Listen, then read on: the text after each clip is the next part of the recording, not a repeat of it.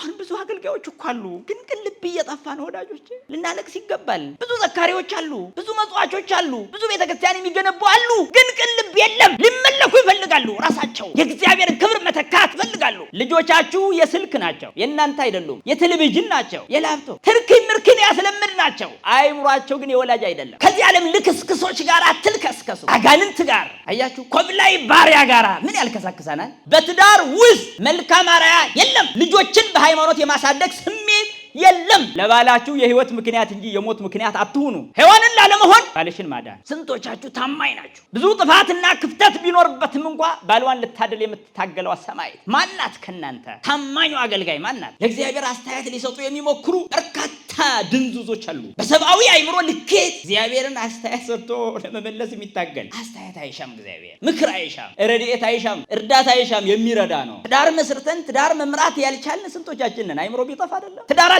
የቀበሩ ስንቶች ናቸው? ልጆች ወላጅ አልባ ሁነው በረንዳ እስኪያድሩ ድረስ የደረሱ ለምንድን ነው? ዘር መተካት ማለት ቅዱሳንን ማፍራት ማለት ነው። ወንበዴ ማፍራት አይደለም። ሌባ ማፍራት፣ አጭበርባሪ ማፍራት አይደለም። ሱሰኛና የአይምሮ ጥገኛ ትውልድ ማፍራት አይደለም። ዘር መተካት ይሉሃል፣ ቅዱሳንን ማፍራት ነው። ብዙዎች ጥመት ይከበዳል። እንዳስቀዳሽም እንቆጥራለን። ራሳችንን እንደ ጾመኛ ጾመኛም እኮ እንቆጥራለን። ጥሩ ነው መጾሙ፣ ታዲያስ መቁረቡም ጥሩ ነው። ታዲያስ ቅን ልብ ያጥረናል። በስራችን መስክ ተንኮለኞች ነን። ገንዘብን አይደለም የምናወግዝ፣ በገንዘብ ጀርባ ያለውን ትዕቢት አይደለም፣ ስልጣንን አይደለም የምናወግዝ፣ በስልጣን ጀርባ ያለውን አምባገነንነት እናወግዛለን። እውቀትን አናወግዝም። ነገር ግን መንፈሳዊ እውቀትን ያገለለ ሰብአዊና ሰይጣናዊ እውቀትን ግን እናወግዛለን። ስለዚህ ነው ታማኝ አገልጋይ ማን ነው?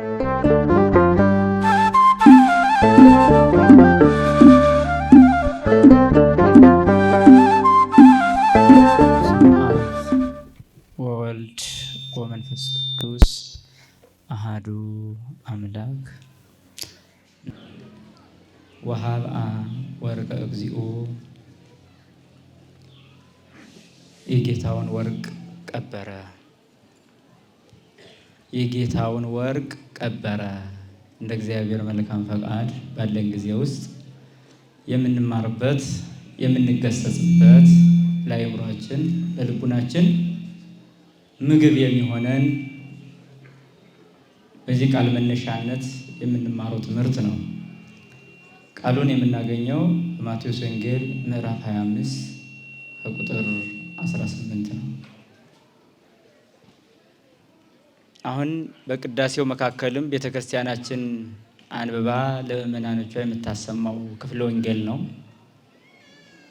እግዚአብሔር አምላካችን ሰማይና ምድርን፣ መላእክትን፣ ሌሎችንም ፍጥረታት በመጨረሻም የሰው ልጅን ከፈጠረበት ጊዜ ጀምሮ አይነ ምሕረቱን ከፍጥረቱ መልሶ አያውቅም። ይልቁንም ደግሞ ለሰው ልጅ ያደረገው የርኅራኄው ብዛት መጠን ስፍር ቁጥር የለውም። ከቸርነቱ ብዛት የተነሳ ለሰው ልጅ የተደረገለትን የሰው አንደበት ተናግሮት አይምሮ ተመራምሮት ሊደርስበት የማይቻለው ነው። እግዚአብሔር በባህሪው ምጡቅና ረቂቅ መነሻና መድረሻ የማይነገርለት በዘመናት ሂሳብ ስሌት ውስጥ የማይገባ ነው። ነገር ግን የሰው ልጆችን የባህሪ ክብሩን በጸጋ ይወርሱት ዘንድ ወዷልና ለሰው ልጅ ያላደረገለት የምህረት መጠን የለሽ ሆኖ እናገኛለን። በሌላው ስነ ፍጥረት የሚነግረን የሚያስተምረን እንዳለ ሆኖ በመምህራን የሚነግርና የሚያስተምረን ደግሞ እጅጉን የላቀ ነው። በቅዱሱ መጽሐፍ በነቢያት አድሮ ሲናገር ከዘመናት በኋላ ደግሞ አብ በልጁ ሁሉ ሆኖ ወልድ ደግሞ በስጋ ተገልጦ ሲያስተምር የነበረው የእውነት ቃል ሰፍሮ እናገኛለን። ለዚህ ቅዱስ ቃል የሚገባው ሕሊና መንፈስ ቅዱስን በማሰብ የሚኖር መንፈሳዊ አይምሮ ነው። የእግዚአብሔር ቃል መንፈስ ስለሆነ በመንፈስ ጸንተው ለመገኘት ራሳቸውን ለሚያዘጋጁ ሁሉ ብሩህ ይሆንላቸዋል። የዛሬው ዝግጅታችንና ድግሳችንም አይምሯችንን ለቃሉ ማዘጋጀትና ሕይወት የሆነውን ቃል ተቀብሎ ለዘላለም ድነት መብቃት መቻል ነው። ምድራውያንና ዓለማውያን ሰዎች እንደሚናገሩት ያለ የሚያልፍ ንግግር አይደለምና ፈላስፎች አይምሯቸው በተለካላቸው መጠን የሚናገሩት የፍልስፍና ጥበብ በሆነ ነገር የሚለከም አይደለምና ዘላለማዊ ባህሪ ካለው ከእግዚአብሔር የተነገረ ቃል የሚነገርበት አውድ ነው ይሄ። ለዚህ ቅዱስ ቃል የተዘጋጀው ሕሊና ሁልጊዜም ቀድሞ ራሱን ለቃሉ ያዘጋጃል። በጸሎት ራሱን ይመረምራል። ጸሎት የመንፈሳዊ ሕይወታችን ልኬት ነው፣ መለኪያ ነው። ሰው ሲጸልይ ነው መንፈሳዊ ይሁን አይሁን የሚታወቀው። በጸሎቱ ጊዜ ወደ እግዚአብሔር የመመሰጥ ሕጉ በልቡ ውስጥ እስከተተከለ ድረስ ከእግዚአብሔር ጋር ያለው የመቅረብ ስሜት ያን ጊዜ ይታየዋል። አለበለዚያ ግን አይተዋወቀውም። እንስሳት እንደሚኖሩት ሊኖር ይችላል። እግዚአብሔርም ቸር ስለሆነ በባህሪ ቸርነቱ በመግቦቱ ሊጠብቀው ይችላል። ምድራዊ ምግብንም ላያጎልበት ይችላል። ሀብትንም ሊሰጠው ይችላል። ጤናንም ሊሰጠው ይችላል። ጤና አገኘን ማለት ግን ከእግዚአብሔር ጋር ተገናኝተናል ማለት ግን ላይሆን ይችላል። ሀብት አለን ገንዘብ አለን ማለትም ከእግዚአብሔር ጋር ተገናኝተናል ማለት ላይሆን ይችላል። የሰው ልጅ የውስጥ መንፈስ የመመሰጥ ትርጉም በጸሎት ጊዜ የሚታወቅ በትምህርት ጊዜ የሚታወቅ ነው። ስትማር ቃሉ ምን ያህል እንደመሰጠህና ስትጸልይ ደግሞ ጸሎትህ ምን ያህል ወደ ላይ እንደነጠቀ ያን ጊዜ ነው እውነተኛ ትርጉሙ በውስጥ የሚኖረው። እና ለቃሉ ልባችንን ማዘጋጀት አስፈላጊ ነው። መንፈስ ቅዱስ ይረዳን ዘንድ መንፈሳችንን ለቅዱሱ መንፈስ ማስረከብ። ወመንፈስከ ቅዱስ ይምራሃኒ በምድረ ጽድቅ፣ መዝሙረኛው ዳዊት ቅዱስ መንፈስህ ወደ እውነቱ ይምራኝ ይላል ሲጸልይ። ቅዱስ መንፈስህ ወደ እውነቱ ይምራኝ ነው የሚለው። ስለዚህ እግዚአብሔር አምላካችን በቅዱሱ መንፈስ ይምራን።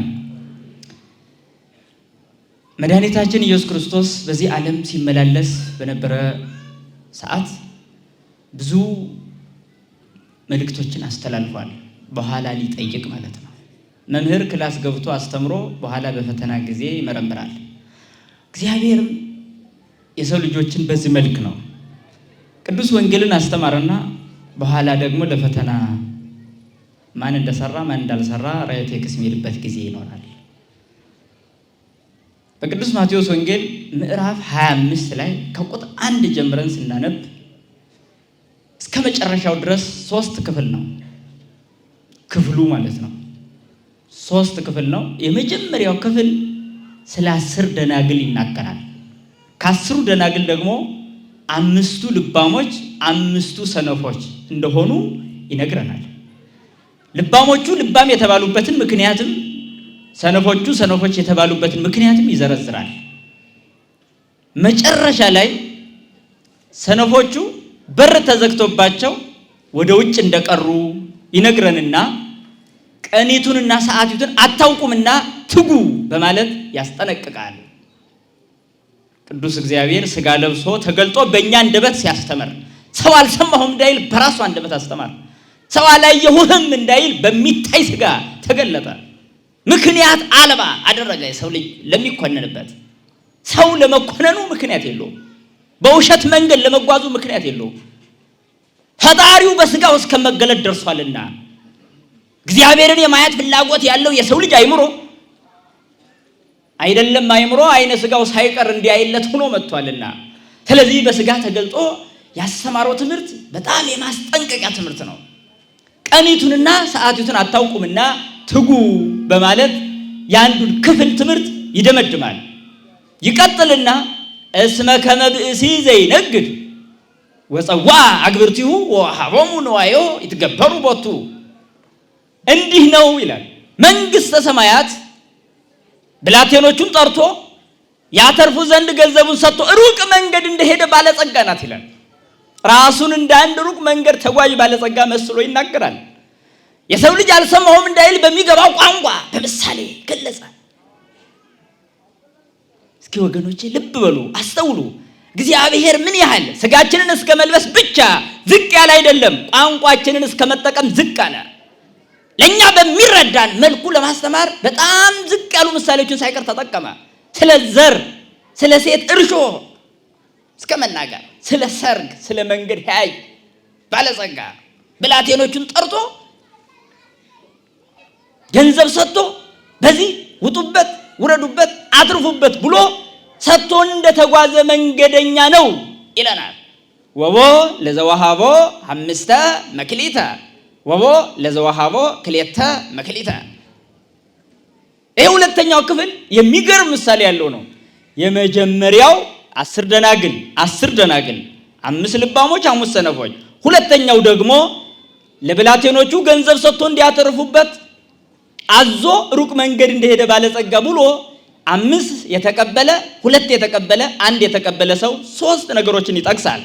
የመጨረሻው ክፍል ግን ራሱ እግዚአብሔር በለበሰው ሥጋ ወደዚህ ዓለም እንደሚመጣና ተራሮችም ሆኖ ሸለቆች ሁሉ የሚያልፉበት ፍጥረት በሙሉ ከፊቱ ላይ የሚቀርብበት እኒህ የሰጣቸው ያተረፉት እንዳተረፈ ሰው የሚቀርቡበት ያላተረፈው ሰነፉ ደግሞ አላተረፍኩም ብሎ ስንፍናውን የሚገልጽበት በስንፍናው ምክንያት ይህኛው ሲቀጣ ያተረፈው ደግሞ በጀግንነቱ የሚሸለምበት የመጨረሻ ጊዜ የዋጋ ጊዜ የቅጣት ጊዜ እንደሆነ ይነግረናል። 3 ክፍል የማቴዎስ ወንጌል ምዕራፍ 25 ከቁጥር 1 እስከ መጨረሻ ስታነቡ ክፍሉ 3 ነው።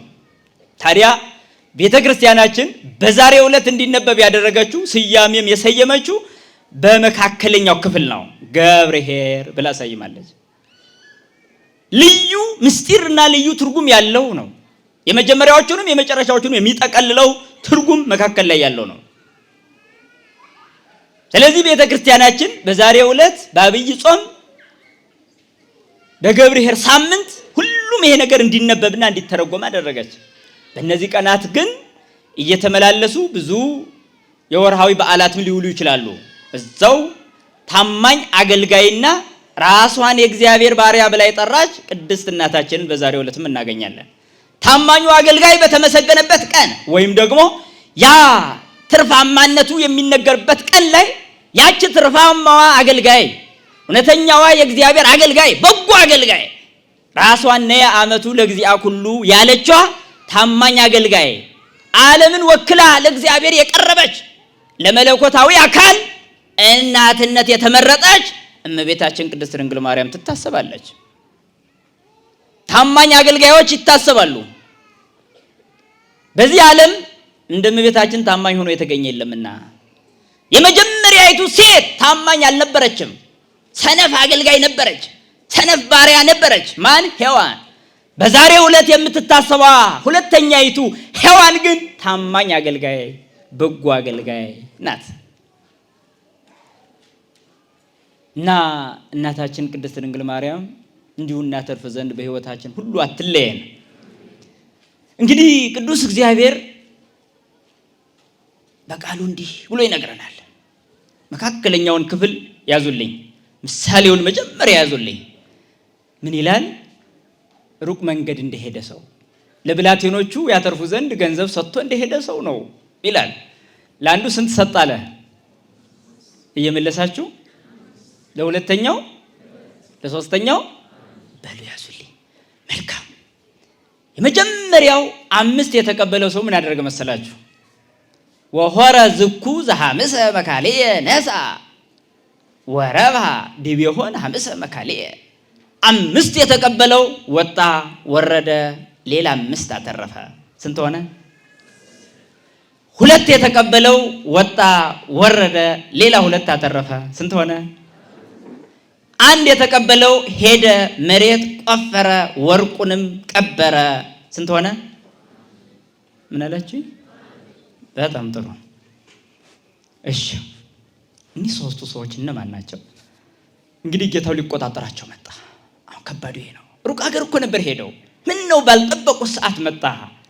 ሩቅ ሀገር የሄደው ያ ጌታቸው መጣ፣ ባለጸጋው መጣ። ወአሐዘ ይትሐሰቦሙ ወእምድረ ብዙ መዋዕል አተወ እግዚኦሙ ወፀዋዐ ግብርቲሁ ወአሐዘ ይትሐሰቦሙ። ያ ባለጸጋ ተመልሶ መጣ፣ ሊቆጣጠራቸውም ጀመረ።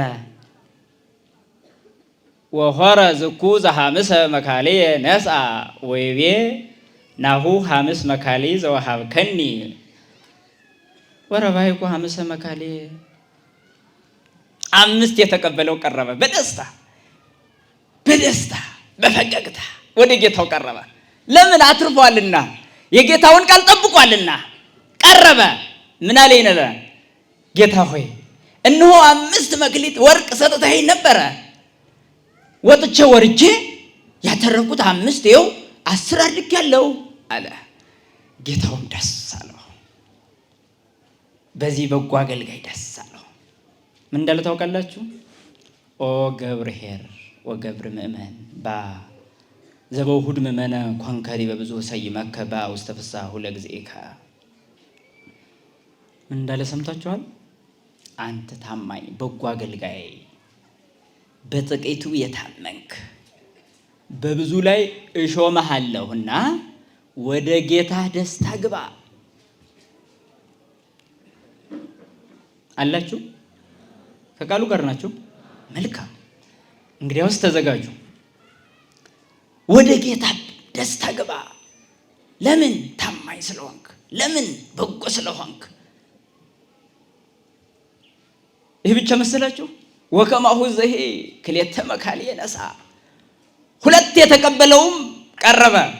ጌታ ሆይ 2 ሰጥተኸኝ ነበረ፣ ወጥቼ ወርጄ ይኸው እነሆ 2 አደረግኩ። ስንት? 4 አድርጌያለሁ አለው። ያም ጌታ ደስ አለው። ኦ ገብር ምእመን ዘበውሁድ ምእመነ ኮንከ ዲበ ብዙ ሰይመከ በውስተ ፍስሓሁ ለእግዚእከ። አንተ ታማኝ አገልጋይ፣ በጥቂቱ የታመንክ በብዙ ላይ እሾምሃለሁ። ስለዚህ ወደ ጌታ ደስታ ግባ። ወዘሂ አሃደ መክሊተ ነሣ። 1 ወርቅ ወይም መክሊት የተቀበለው መጣ። ምን የሚመልስ ይመስላችኋል? ወይቤሎ ለእግዚኡ ፈሪሄ ወሆርኩ ወከረይኩ ምድረ ወደፈንኩ መክሊተከ ናሁ አሃዱ መክሊትከ። የሚገርም ነው። ቀረበ። ይህን ብቻ ያለ መስሏችኋል?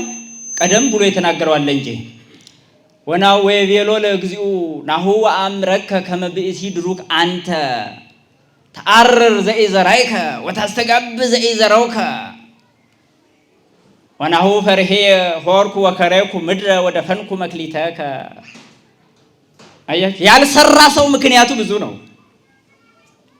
ምን እንዳለ ታውቃላችሁ? ሌሎቹ 5 ሰጥተኸኝ ነበር ይኸው 10፣ 2 ሰጥተኸኝ ነበር ይኸው 4 ነበር ያሉት። ይሄኛው ግን ገና ሲቀር ምክንያት መደርደር ጀመረ። ምን አይነት ምክንያት? በጣም የሚገርም ምክንያት። አንተ ካልበተንክበት የምትሰበስብ፣ ካልዘራህበት የምታጭድ ጨካኝ ሰው መሆንህን አውቃለሁ። ስለዚህ ሌባ ቢሰርቀኝ፣ ወንበዴ ቢቀማኝ፣ ቀጣቢ ቢያታልለኝ ኋላ ምን ሆናለሁ ብዬ ፈርቼ ሄድኩና መሬት ቆፍሬ ይኸው ገንዘብህን ቀብሬ ያለው ወናሁ ንዋይከ ይኸው ገንዘብህ እቹ አንዲቷ ናት ይኸው አለ። አለመስራት ሌላ፣ አለማድረግ፣ አለመውጣት፣ አለመውረድ፣ አለማትረፍ ሌላ። ስድብን ምን አመጣው? ምክንያት መደርደርን ምን አመጣው? የማይሰራ ሰው ሁሌም ለምክንያት ጊዜ ይሰጣል፣ ለንግግር ጊዜ ይሰጣል። የማይሰራ ሰው የሰነፍ ሰዎች መለያ ንግግር ማብዛት፣ ምክንያት ማብዛት፣ እግዚአብሔርን ማማረር ነው መለያቸው። የሚሰሩ ሰዎች ሁሌም በእግዚአብሔር ደስተኞች ናቸው። ሐዘንም ቢገጥማቸው፣ መከራም ቢገጥማቸው፣ በሽታም ቢገጥማቸው፣ የንብረት ውድመት፣ የገንዘብ ክስረት ቢገጥማቸውም እንኳ እግዚአብሔርን ያመሰግኑታል። ሰነፎች ግን ለማማረር አፋቸውን ሁሌ እንደከፈቱ ይኖራሉ። ይህ ሰው መውጣት መውረድ ማትረፍ ሲገባው 1 ተቀብሏል፣ 2 ማድረግ ነበረበት። ቀርቦ ግን ምን አለ? ይህ ለማትረፉ ብቻ ሳይሆን መስደብ ነው የጀመረው። ካልዘራህበት የምታጭድ፣ ካልበተንክበት የምትሰበስብ ጨካኝ ሰው መሆንን አውቃለሁ። ስለዚህ ሌባ ሰርቆብኝ፣ ወንበዴ ቀምቶኝ፣ ቀጣፊ አታሎኝ፣ ጠብታብኝ በኋላ መጥተህ እንዳትቆጣኝ ምን አደረኩ አለ? ሂጄ መሬት ቆፍሬ ቀበርኩ አለ። ግን ያድነዋል? ይሄ ምክንያት ያድነዋል? መልሱልኝ ሁላችሁ። አያድነውም አይደል? መልካም እንግዲህ ያስያዙ። አያድነውም። ያ ጌታው ምን ቢል ጥሩ ነው? ለነዚህ ያለውን ቃል አይደለም ለሱ የነገረው። በጣም የሚገርም ነው። ኦ ገብ ሐካይ ወእኩይ በአይቴ ተአምረኒ ዘአርር ዘይዘረውኩ ወአስተጋብ ዘይዘራይኩ። ካልበተንኩበት የምሰበስብ ካልዘራሁበት የማጭድ መሆኔን ቤት ታውቀኛለህ።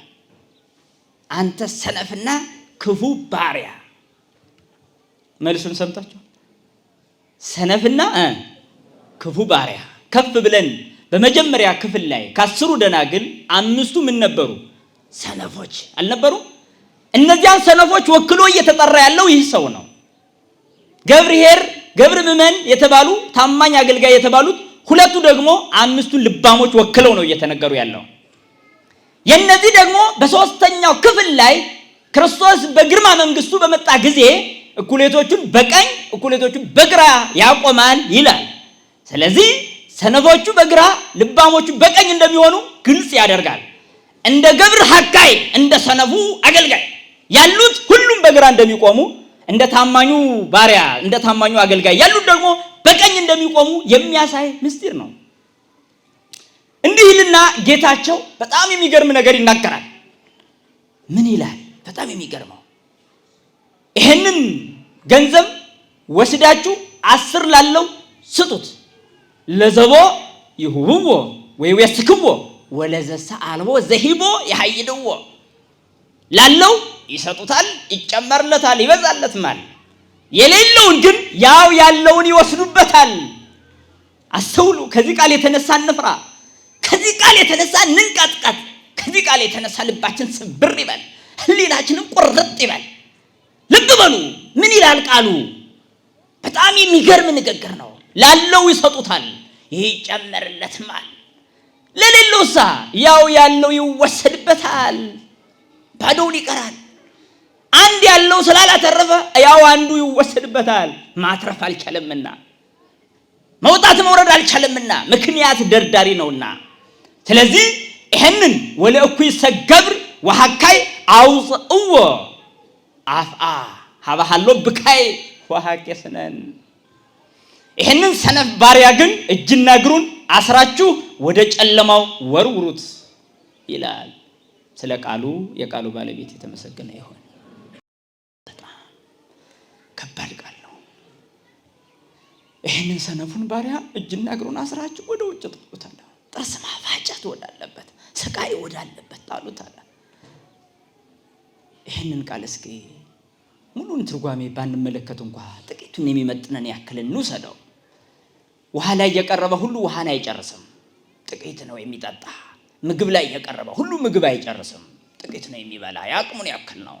ከቅዱሱ ወንጌል ከማዕዱ ቀርበን ጥቂቱን እንበላለን፣ የሚሆነንን ማለት ነው።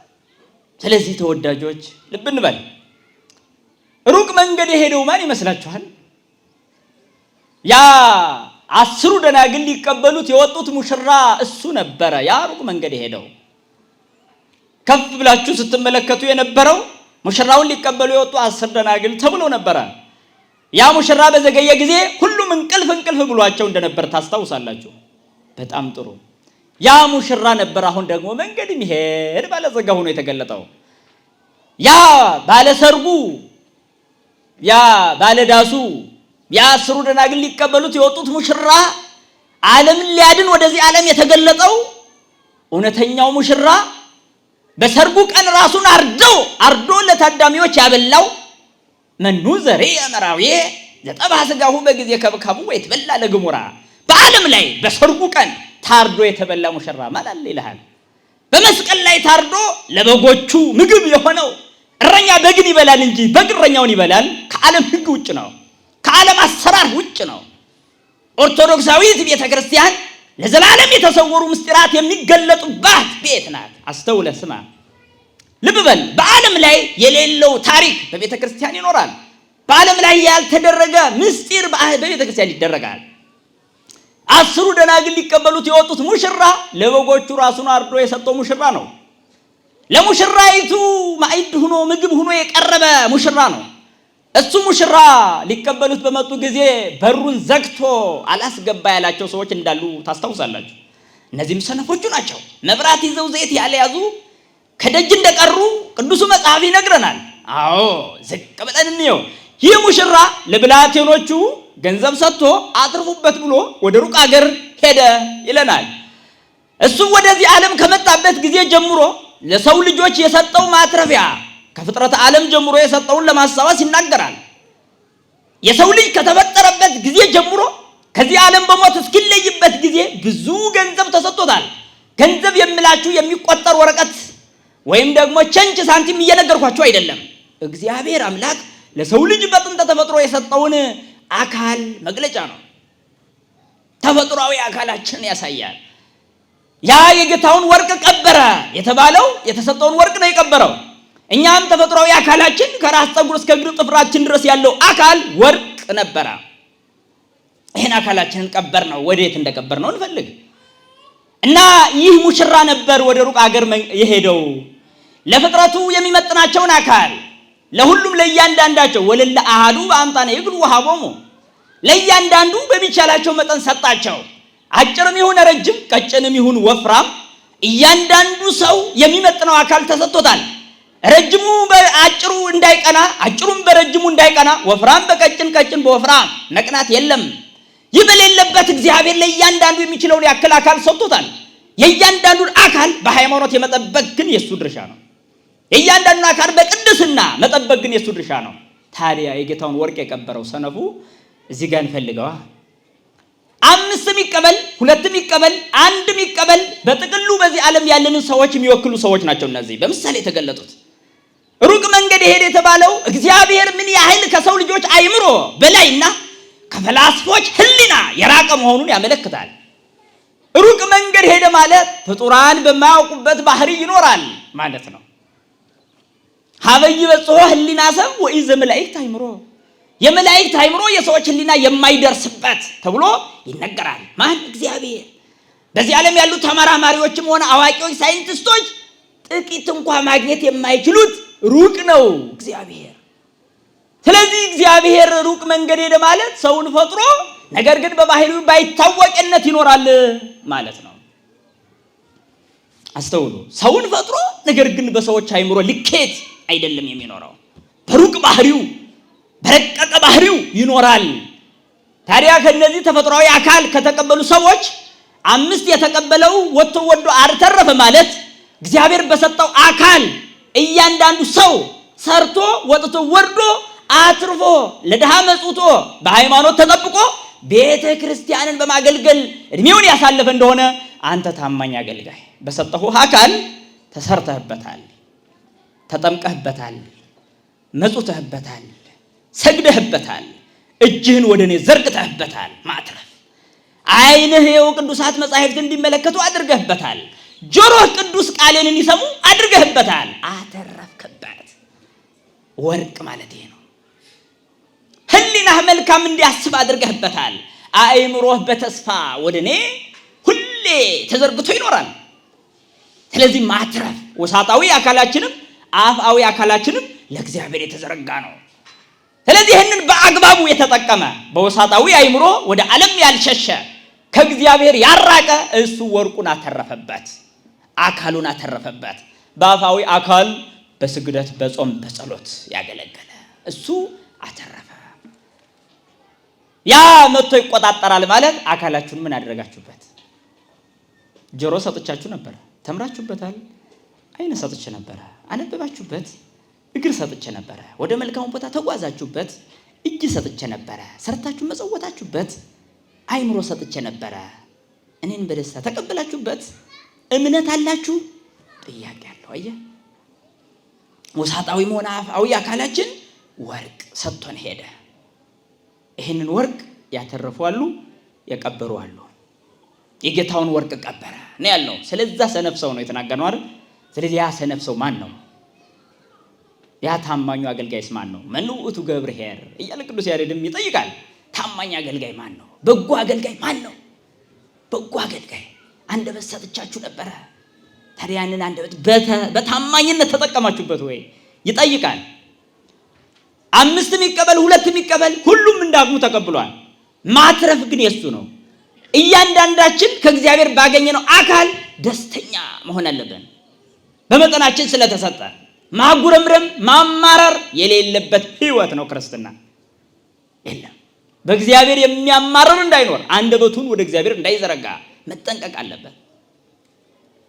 ወአንበሩ ውስተ ሰማይ አፉሆሙ ነው የሚለው መዝሙረኛው ዳዊት። አፋቸውን ወደ ላይ አነሱት ይላል። ምክንያቱም እግዚአብሔር ለመሳደብ ጀመሩ፣ ለማማረር ጀመሩ፣ አልቻለም ይሉት ዘንድ ጀመሩ።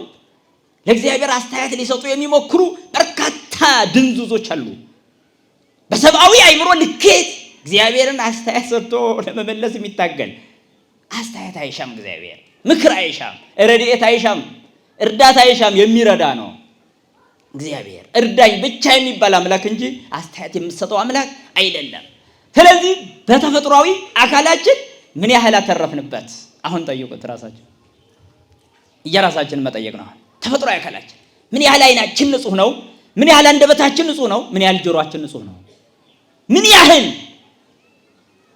እዚህ ላይ የጌታውን ወርቅ ቀበረ ማለት እግዚአብሔርን ልናመሰግንበት የተፈጠረ አንደበት ለክፉ ወሬ፣ ለክፉ ሐሜት፣ ለተንኮል በዋለ ጊዜ፣ ለሽንገላ በዋለ ጊዜ የጌታውን ወርቅ ቀበረ። አንደበት የእግዚአብሔር ወርቅ ነበረ። ስለዚህ ክፉ ተናገርክበት ማለት ቀበርከው ማለት ነው። አላተረፍክበትም፣ ልታመሰግንበት ነበር የተሰጠኸው። እዚህ ነው ልናመሰግንበት። እባርኮ ለእግዚአብሔር በኩሉ ጊዜ ወዘልፈ ስብሐቲሁ ውስተ አፉየ።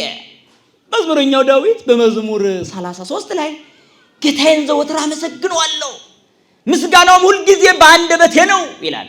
ሁል ጊዜ በአንደበቴ ነው። የሚገርም እኮ ነው። ስለዚህ ነው ማትረፍ ይባላል ወገኖቼ። ማትረፍ፣ አካልን ማትረፍ ተመልከቱ። በእጃችን ማትረፍ። ሰው ይሰራል፣ ይሰበስባል፣ ነገር ግን ይበትናል፣ ይሰጣል፣ ያደርጋል። ስለዚህ እጅም ነው አትራፊ ሆነ። ይሄ ነው ማትረፍ ይባላል። ይሄ ሰው ምን ይባላል? አንተ ታማኝ አገልጋይ ወደ ጌታ ደስታ ግባ። በጥቂቱ ታምነሃል ማለት በዚህ ዓለም ፈራሽ በስባሽ በሆነው አካል ታምነሃልና የማይፈርስ የማይበሰብስ አካል እሰጥሃለሁ። ለዘላለማዊ ትንሣኤ፣ ለዘላለማዊ ሕይወት የሚያበቃ ትንሣኤ ስጋን እሰጥሃለሁ። ለምን? ይኸው አሁን በሚታመም በሚቆስል መከራ በሚቀበል እጅና እግር መልካም ሰርተህበታልና። አይ ህመምንም ሆነ መከራን የሚሻገሩ እጆች መልካም የሚያደርጉ እጆች ናቸው። እና ይህንን ነው ማትረፍ የተባለው። ታዲያ በተቃራኒው የጌታውን ወርቅ የቀበረው ግን ገንዘብ ይዞ የማይመጸውተውን እጅ እግር ይዞ ወደ መጥፎ ነገር የሚጓዘውን ሁሉ የጌታውን ወርቅ ቀበረ አለ። ውስጣዊ አእምሮውን ለክፉ ነገር የተጠቀመውን ወንድሙን ለመጥላት ብቻ ውስጡ የሚያመላልሰውን ይሄው የጌታውን ወርቅ ቀበረ ይባላል። ስለዚህ ነው አካሉ ለክፉ ነገር ተጠቅሟልና ይህ ሰው የጌታውን ወርቅ ቀበረ። ታዲያ ምን ብሎ ይመልሳል? እንዲህ አይነት የቀበረው ሰው ግን ሲመልስ አካል ሰጥቶት ሳለ ምክንያት የሚፈጥረው አንተ ካልዘራህበት የምትበትን ማለት ምንም መልካም ባንሰራም እንኳን በቸርነት ልታድነን ስለምትችል ስለዚህ ባልሰራም ምንም አይደለም ብዬ ነው ብሎ ስንፍናውን ይገልጻል። ስንፍናውን ይገልጻል። አይደለም፣ እንደዛ አይደለም። ስራ እንድንሰራበት የተሰጠንን አካል በስንፍና ምክንያት ነገ ምክንያት ለመደርደር ብለን መተኛት የማይገባ መሆኑን ይናገራል። እኔ አካል ሰጥቼ ሳትሰሩ ጽደቁ ያልኩበት ጊዜ መቼ ነው ብሎ ይመልሳል። ሳትሰሩ ጽደቁ መቼ አልኩኝ? የኔ ቸርነት የሚጨመረው ስራችሁ ላይ ነው። ሰው የሚችለውን እንዲያደርግ ነው የተፈጠረው። ስለዚህ ነው አካልን ወርቅ ብለን ጠራ ነው በቅዱስ መጽሐፍ። አካሉን ምን አደረገ? ክፉ ሰራበት። ይሄ መቅበር ይባላል። ሁለተኛው ጠባያዊ አእምሮ ነው ወርቅ የተባለው። 5 ሆነ 2 የተቀበሉ 1 የተቀበለ ማለት ጠባያዊ አእምሮ የተፈጠረለት ሰው ማለት ነው። ጠባያዊ አእምሮ ማለት የሰው ልጅ ሲፈጠር በመጀመሪያ የተሰጠው አእምሮ ነው። ይሄ ተፈጥሯዊ አእምሮ ማለት ነው። እግዚአብሔር ሰውን ሲፈጥር እንደ ሌሎቹ ፍጥረታት ያለ አእምሮ የፈጠረው አይደለም። እንደ እጽዋት፣ እንደ አይባን፣ እንደ ድንጋዮች ወይም እንደ እንስሳት ያለ አእምሮ አልፈጠረውም። የእያንዳንዱ ሰው ውስጥ አእምሮ አለ። ይሄ ተፈጥሯዊ አእምሮ። ተፈጥሯዊ አእምሮ ምን ይሰራል ከተባለ እምነትን፣ ሃይማኖትን፣ ክፋትን፣ ደግነትን፣ ከመምረጥ በፊት በተፈጥሮ ለሁሉም ሰው የሚሰጥ አእምሮ ነው። ይሄ ተፈጥሮ አእምሮ ማለት ሃይማኖት ባይኖራቸውም እንኳን አእምሮ የሌላቸው ሰዎች የሉም። ሃይማኖት ከጠባያዊ አእምሮ የተነሳ ነው የምናገኘው። አባታችን አብርሃም በጠባያዊ አእምሮ ተመራምሮ እግዚአብሔርን እስከ ማግኘት ደርሷል። የሰው ልጆች በጠባያዊ አእምሮ ተመራምረው እውነትን እንዲያገኙና ሰማይ ምድሩን የፈጠረውን እግዚአብሔርን እንዲያመልኩ ይፈልጋል። ስለዚህ ሰው ጠባያዊ አእምሮ ያለው ነው። ነገር ግን ይሄ ጠባያዊ አእምሮ ከሃይማኖት በፊት በተፈጥሮ ላለ ሰው ሁሉ የሚሰጥ የሚገኝ ነው ያለ ነው። እስመ ክልኤፍና ለአእምሮ የአእምሮ መንገዱ ሁለት ነው። ቦ አእምሮ ዘይቀድማ ለሃይማኖት ወቦ ዘይተወለድ እምኔሃ። አእምሮ ማለት ሁለት አይነት ነው ይለናል ማሬሳቅ። አንደኛው ከሃይማኖት የሚቀድም አእምሮ አለ ይላል። ሁለተኛው ደግሞ ከሃይማኖት የሚወለድ አእምሮ አለ ይልሃል። ልብ በሉ አላችሁ፣ ከቃሉ ጋር ናችሁ። ስንት አይነት አለ አለ? አንዱ ከምን የሚቀድም፣ ሁለተኛው የሚወለድ። የሚገርም አንደኛው ከሃይማኖት የሚቀድም ነው አለ አእምሮ፣ ሁለተኛው ደግሞ ከሃይማኖት የሚወለድ አእምሮ ነው አለ። ያዝ ከፍ በለሽ። ከሃይማኖት የሚቀድም አእምሮ ማለት ምን ማለት ነው? ከሃይማኖት የሚወለድ ማለትስ ውእቱኬ አእምሮ ጠባያዊ። ከሃይማኖት የሚቀድም አእምሮ ማለት ጠባያዊ አእምሮ ነው፣ ተፈጥሯዊ አእምሮ ነው። ውእቱኬ አእምሮ ጠባያዊ ይፈልጥ ሰናየ እምኩይ። ሃይማኖት ይኑሮ አይኑሮ ግን ጠባያዊ አእምሮ እስከተሰጠው ድረስ ጠባያዊ አእምሮ ደግሞ በጎን ከክፉ ክፉን ከበጎ መለየት ይችላል ይላል። አያችሁ፣ ክፉን ከበጎ በጎን ከክፉ መለየት የሚችል ነው ይህ ጠባያዊ አእምሮ። ከሃይማኖት የሚወለድ የሚባለው አእምሮሳ ምንድነው ካላችሁ ደግሞ መንፈሳዊ አእምሮ ነው። መንፈሳዊ አእምሮ ማለት ከዚህ ዓለም አልፎ ማወቅ መቻል፣ የዘላለማዊን ሕይወት ጉዳይ ሳይቀር ቅዱሳት መጻሕፍት በነገሩን መሰረት የምንቀበለው መቀበልና በቅዱሱ መንፈስ የሚገለጥልን ዕውቀት እሱ መንፈሳዊ አእምሮ ይባላል። ልብ በሉ፣ ከሃይማኖት የሚቀድመው በሁሉም ሕዝብ አለ። ከሃይማኖት የሚወለደው ግን በእውነተኛይቱ መንገድ ለሚጓዙ ብቻ የተሰጠ ነው። ስለዚህ ጠባያዊ አእምሯችን መንፈሳዊ አእምሯችን ምን ይባላል? ወርቅ ይባላል። 5 2 የተቀበለ አንድ የተቀበለ ማለት ጠባያዊ አእምሮ የተሰጠው ሁሉም እንደየአቅሙ በተፈጥሮ ተሰጥቶታል ነው። ያንን አተረፈበት ማለት በጠባያዊ አእምሮ ተመራምሮ ሰማይና ምድር በፈጠረው በእግዚአብሔር የማምለክ ሂደቱን ያመለክታል። ወርቁን ቀበረ ማለት ደግሞ ጠባያዊ አእምሮ ተሰጥቶ ሳለ ሳይጠቀም ቀርቶ በክደት ይዋልላል ማለት ነው። ወርቁን ቀበረ፣ አእምሮውን ቀበረ፣ የግለሰቦች ተከታይ ሆነ፣ አእምሮውን አጣ። በራሱ ፍላጎትና ስሜት ሲነዳ የተፈጠረለትን አእምሮ አጥቶ ከፈጣሪው ተለይቶ ይኖራል። ይሄ ጌታውን ወርቅ መቅበር ነው። አእምሯችን የእግዚአብሔር ወርቅ በእኛ ውስጥ ያለ ነው። እሱን ማጣታችን አእምሯችንን ማጣት ነው። ይሄን አእምሮ ማጣት እግዚአብሔር ማጣት ነው። ለዛ ነው ስለዚህ ወደ እግዚአብሔር ለመሄድ የሚታገል ጠባያዊ አእምሮ አለን። ይሄንን ጠባያዊ አእምሮ ነበር ሰው እያጣ ያለው እየተወሰደበት ያለው በዝማኔ ምክንያት፣ በገንዘብ ምክንያት፣ በጥላቻ በቂም በቀል ምክንያት፣ በጭንቀት ምክንያት ጠባያዊ አእምሮ እየተወሰደበት ይገኛል። ወርቁን ቀበረ። አየህ፣ ተስፋ የሚያርፍበት ይህ አእምሮ ነው። ሰላም የሚገኝበት ይህ አእምሮ ነው። ፍቅር የሚሰፍንበት፣ አንድነት የሚኖርበት ይህ አእምሮ ነው። ይህ በጠፋ ቁጥር ሰላም የለም፣ ፍቅር የለም፣ አንድነት የለም። በትዳር ውስጥ መልካም አርአያ የለም። ልጆችን በሃይማኖት የማሳደግ ስሜት የለም። አእምሮ የለምና ይሄ ጌታውን ወርቅ ቀበረ። ሰነፍ ባሪያ ማለት ይሄ ነው። ሰነፍ ባሪያ አእምሮን ከመጠበቅ በላይ ትልቅነት፣ አእምሮን ከማስወሰድ በላይ ልቅነት፣ ውርደት የለም። ለሰው ልጅ ትልቁ ወርቅ፣ ትልቁ ዕንቁ አእምሮ ነው። ይህንን አእምሮ ሰው እያጣ ይገኛል። ገንዘብ ቢኖርህም እንኳን አእምሮ እስከሌለ ድረስ አትጠቀምበትም። ስልጣን ቢኖርህም እንኳን አእምሮ እስከሌለ ድረስ አትጠቀምበትም። ቤት፣ መኪና ሙሉ ሊኖር ይችላል፣ አእምሮህ ግን የለም፣ ተወሰደ። ለዛ ነው ኦርቶዶክሳዊ አስተሳሰብ ከእያንዳንዳችን ህሊና ጠፍቶ ወንድም እንኳን እንደ ባዕድ የሚታየው። እግዚአብሔር መጥቶ ሊቆጣጠረን እንደነገረን ሰምታችኋል። ሰጥቻችሁ ነበር አይምሯችሁ። ለምንድን ነው ግለሰብ የተከተላችሁበት ይለናል። ለምንድን ነው የተዋረዳችሁበት? ለምንድን ነው ከፍታን አታችሁ ዝቅ ያላችሁበት? በዚህ አይምሮ እኮ ትጠቀሙ ነበር የሰጠኋችሁ። አይምሮ እንደሌላቸው እንስሳት። ለዚህ ነው ቅዱሱ መጽሐፍ እንዲህ ይለናል፣ ሰብእሰን ዘክቡር ውእቱ ኢያእመረ ወኮነ ከመ እንስሳ ዘአልቦ ልብ። ሰው በጠባያዊ አይምሮ የከበረ ነበረ፣ ነገር ግን ጠባያዊ አይምሮ እንደሌላቸው እንስሳት ሆነ። ልብ እንደሌላቸው እንደ ፈረስ በቅሎ ሆነ። ለዚህ ነው የሚንጠላጠለው ሰው። ለዚህ ነው ከሚስት በላይ የሚበልገው። ለዚህ ነው ከባልዋ በላይ ሌብነትን የምትፈጽመው። አየው፣ አይምሮ ማጣት እንደ እንስሳ አደረገን። ከራስ ገንዘብ ውጭ ሌላን መመኘትና በወንድምህ ሀብት መቅናት፣ ይህ ሁሉ የመጣው ከአይምሮ ማጣት ነው። ምን አደረጋቸው? የጌታውን ወርቅ ቀበረ ይሄ ሰው። አስተውል። አይምሮ ቢኖረን ኑሮ ዘላለማዊ እግዚአብሔርን በቅን ልቡና የመከተል ስሜታችን የበለጠ ከፍ ይለን ነበረ።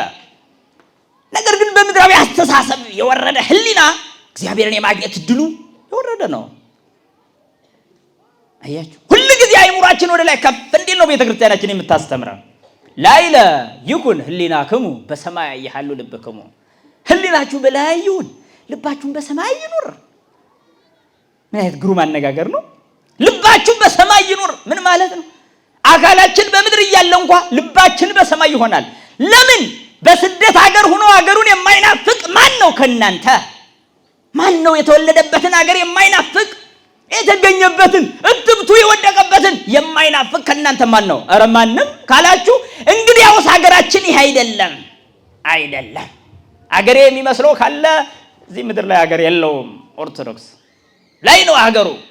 ወለነሰ ዘውስተ ሰማይ ሀገርና ይልሃል ሐዋርያው ቅዱስ ጳውሎስ። ምስክር ከፈለግ እኛስ ሀገራችን በሰማይ ነው አለ። ስለዚህ ሀገርህን ትናፍቃለህ ማለት ነው። አየህ፣ በምድር ላይ በምናደርጋቸው ነገሮች ረክተን አናውቅም፣ አያረካንምም። ጠግበን አናውቅም፣ አንጠግብምም። ለዚህ ነው ቅዱሱ መጽሐፍም እንዲህ ይለናል፣ በላዕክሙ ወኢትጠግቡ፣ በላችሁ አትጠግቡም፣ ሰተይክሙ ወኢትረዊዑ፣ ትጠጣላችሁ አትረኩም፣ ትለብሱ ወኢትመውቁ፣ ትለብሳላችሁ ግን አይሞቅም ብሎ ይናገራል። ምን ማለት ነው? በዚህ ዓለም ለበስን ብትሉም እንኳን ብርዱ አይቀርም፣ በላን ብትሉም እንኳን ረሃቡ አይቀርም፣ ጠጣን ብትሉም እንኳን ጥምአ ነፍሱ አይቀርላችሁም ማለት ነው። ስለዚህ አይምሮ እስካለ ድረስ ወደ ላይ ከፍ ማለትን ያመጣል። አስተውሉ ኦርቶዶክሳውያን፣ ከዚህ ዓለም ልክስክሶች ጋር አትልከስከሱ። አጋንንት ጋር አያችሁ፣ ኮብላይ ባሪያ ጋር ምን ያልከሳክሰናል? ኮብላይ ባሪያ፣ ጥፉ ገብር። ኮብላይ ባሪያ ማለት ከእግዚአብሔር የኮበለለ ባሪያ። ዲያብሎስም እንጂ መልአክ ነበረ፣ ዲያብሎስም እንጂ እግዚአብሔር ቅርብ ነበረ። ነገር ግን ኮብላይ ባሪያ ሆነና ወደዚህ ዓለም ተጣለ። እኛም እሱን ተከትለን አይምሯችንን አጣንና ወደዚህ ዓለም ተወረወር። ነገር ግን ምሕረቱ ብዙ ነውና የሰው ልጅን እንደወደቀ ይቅር እንደጠፋ በዛው ጠፍቶ ይቅር አላለም። መጣና እረኛችን ሊፈልግ ተገለጠ። በዚህ ዓለም በጨለማ ውስጥ ስንድበሰበስ አገኘን። በጎቹ እረኛ አጥተው ተቅበዝብዘው ነበር። እንዘ ከመ አባግዕ ትሳኰዩ ወይእዜኒ ግቡ ሀበ ኖላዊክሙ ወዐቀቢሃ ለነፍስክሙ። እናታለም ሐዋርያው ቅዱስ ጴጥሮስ እንደ ጠፉ በጎች ተቅበዘበዙ ነበረ ይለናል። እንደ ጠፉ በጎች ተቅበዘበዙ ነበረ። አሁን ግን ወደ እረኛችሁ ግቡ ተመለሱ ተባለ። አያችሁ፣ ይህንን ጠባያዊ አይምሮ ዲያብሎስ ተረክቦት ይጫወተው ነበረ። አንዳንዱን ድንጋይ ሲያስመልክ፣ አንዳንዱን ወንዝ ሲያስመልክ፣ አንዳንዱን ዶሮ፣ በግ፣ ፍየል ሲያስመልክ፣ አንዳንዱን ዘንዶ ሲያስመልክ ነበር። ከፍ አለ ያሉ ደግሞ ከፍ ብለው ፀሐይ ጨረቃን ያመልኩ ነበረ። ነገር ግን እግዚአብሔር እንድንጠፋ አልፈለገምና እረኛችን ተገለጠ። የእስራኤል እረኛ ሆይ አድምጥ ያለው መዝሙረኛው ነቢይ እንዴት ተፈጸመ? አድምጥ፣ እግዚአብሔር የኔ ዋንቆ ዘያጣኒ ያለው የነብዩ ቃል ተፈጸመ። እግዚአብሔር እረኛዬ ነው የሚያሳጣኝ የለም አለ። አየህ፣ በጠባያዊ አይምሮዬ ተመራምሬ ደርስበት ዘንድ ተሰጥቶኝ ሳለ ነገር ግን በሰይጣን ምክር ተታልዬ ወደሁ። እረኛዬ ግን መጥቶ አቀፈኝ፣ የሚያሳጣኝ የለም፣ በለመለመ መስክ ያሳድረኛል ይለናል። ልምላሜ ነፍስ የሚገኝበትን የቤተ ክርስቲያን መሰረት ያመለክታል። አስተውሉ ወገኖቼ፣ እንደ ጠፉ በጎች ትቅበዘበዙ ነበር። አሁን ግን ወደ እረኛችሁ ወደ ነፍሳችሁ ጠባቂ ተመለሱ አለ። በምድር የምንመለሰው በአይምሮ ይሄን አይምሮ ካጣን እንዴት እንመለሳለን? እጅ እግራችን መልካም የሚሰራ ቢመስልም እንኳ አይምሮአችን እስከጠፋ ድረስ እግዚአብሔርን የማግኘት እድላችን በጣም አናሳ ነው። እግዚአብሔር የሚያድረው በአይምሮአችን ነው። መንፈስ ቅዱስ የሚያርፈው በአይምሮአችን ውስጥ ነው። ስለዚህ ይህንን አይምሮ የቀበረው ስንቱ ነው? አይምሮአችን አልተቀበረም? የትውልዱ የወጣቱ የህዝቡ ትዳር መስርተን ትዳር መምራት ያልቻልን ስንቶቻችን ነን? አይምሮ ቢጠፋ አይደለም ትዳራቸውን የቀበሩ ስንቶች ናቸው? ልጆች ወላጅ አልባ ሆነው በረንዳ እስኪያድሩ ድረስ የደረሱት ለምንድን ነው? መጀመሪያ ተማምነህ ባልና ሚስት ልትሆኑ ገብታችሁ ነገር ግን ተካክዳችሁ አይደለምን? እነዚህ ልጆች መጥፋታቸው ማን ነው ተጠያቂ? እምነት ቢክዱ ተጠያቂው ማን ነው? ባለጌ ቢሆኑ ተጠያቂው ማን ነው? አገር አፍራሽ ሆኖ ቢያድጉ በተጠያቂው ማን ነው? ይህ ትዳሩን የቀበረው ሰው ነው። ይህ አይምሮን ያጣው አይምሮን የቀበረው ሰው ነው። ሰሙኛላችሁ? ከቃሉ ጋር ናችሁ? በጣም ጥሩ። እስኪ መንፈስ ጠባዩን አይምሮ ጠብቆ ያለው ማን ነው? በተአምር ፍለጋ ራሳችንን ያጣንበት ጊዜ አለ። አንዳንድ ጊዜ በቤታችን ላይ ከሚገኘው ኢኮኖሚ ማነስ ምክንያት የምናማርበት ጊዜ አለ። አንዳንድ ጊዜ በበሽታ የተመታንለት ወይ እግዚአብሔር ብለን የምናጉረመርምበት ጊዜ አለ። መንፈስ ጠባዩ አይምሮ ግን ይሄን አይደል። የአይምሮ ማጣት የሚያመጣው መዘዝ። ታዲያ ለዚህ መድኃኒቱ ምንድነው ያላችሁ እንደሆነ ማትረፍ በአይምሮአችን። የምናተርፈው ግን ጠባዩ አይምሮአችን ስንጠብቅ ነው። ዕቅበተ አእምሮ አይምሮን መጠበቅ። አየህ፣ ምድርን ቆፈረ፣ የጌታውን ወርቅ ቀበረ። ዓለምን ቆፈርናት፣ አይምሮአችንን ቀበርን። በዓለም ውስጥ በዓለም ፍላጎት ስበት አይምሮአችን እስከተቀበረ ድረስ እግዚአብሔርን የምናገኝበት ምስጢሩ ምንድን ነው? ቤት ነው? እንዴት ነው? ታዲያ በዚህ አይምሮ ነው ሃይማኖትም የሚጠበቀው። ይህንን አይምሮ እስካጣን ድረስ ሃይማኖት እኛ ጋር አይቀጥልም። አየህ፣ እምነት እኛ ጋር አይቀጥልም። በሚታዩ ነገሮች እንሸወዳለን። በሚመጣው መከራና መዘዝም እንሸወዳለን። ጠላት ሲደነፋብን እንፈራለን። ለምን? አይምሮ የለምና። አይምሮ እስካለ ድረስ ግን ሰማዕትነት አለ። አይምሮ እስካለ ድረስ ጽንዓት፣ ጭካኔ አለ፣ ድፍረቱ አለ። ስለዚህ ይህንን አይምሮ የቀበረው ስንቱ ነው?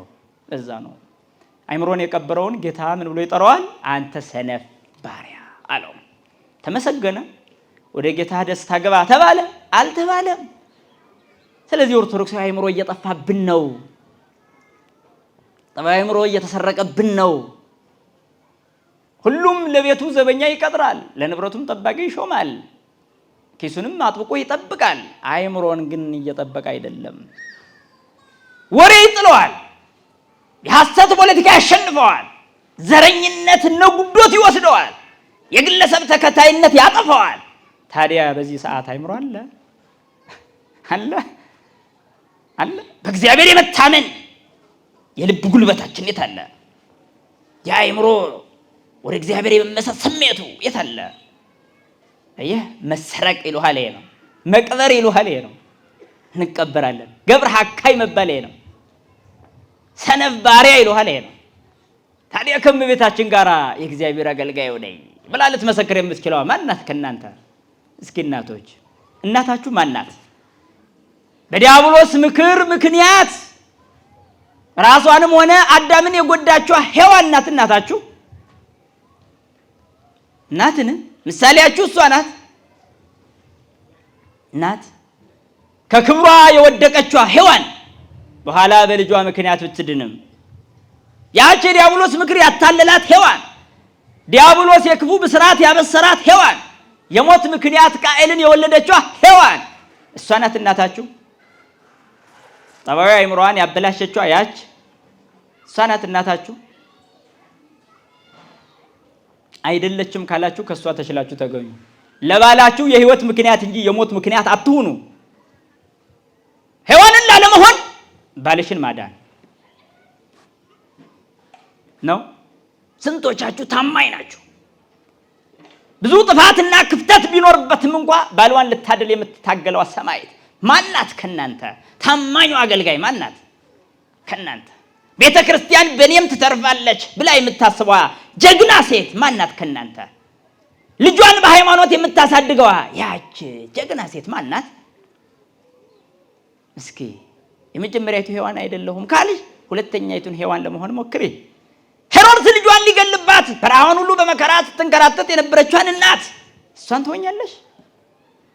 ምክንያቱም የዓለምን አደራ ተሸክማ መጥታለችና። ክርስቶስ የዓለም አደራ ነው። እግዚአብሔር አብ ልጁን ወደዚህ ዓለም ያድነው ዘንድ ልኮታልና መድኃኒትን ተሸክማ ሸሸች። ሕይወትን አዝላ ሸሸች። ለዓለም መድኃኒትን ታተርፍ ዘንድ።